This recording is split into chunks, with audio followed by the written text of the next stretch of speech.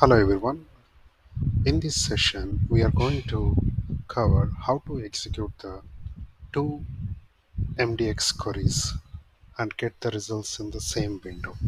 So normally, uh, if we go if you go with the normal SQL statements, where you can see that you can write multiple select statements and execute the results in the same window.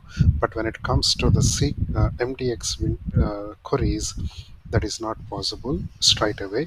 So now let me show you. So here are my two queries. The first query and second query, when I executed, the query got failed. Now the simple way that we can bring the two queries results in the same window, we can use the go statement, and then now I can execute it.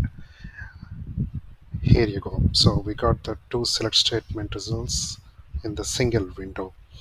And even you can, this thing will work even when you go and create the customized additional measures using the with member. So you can write go statement between the two queries and execute. Still you will get the results. Okay, so this is how we achieve the scenario. Thank you.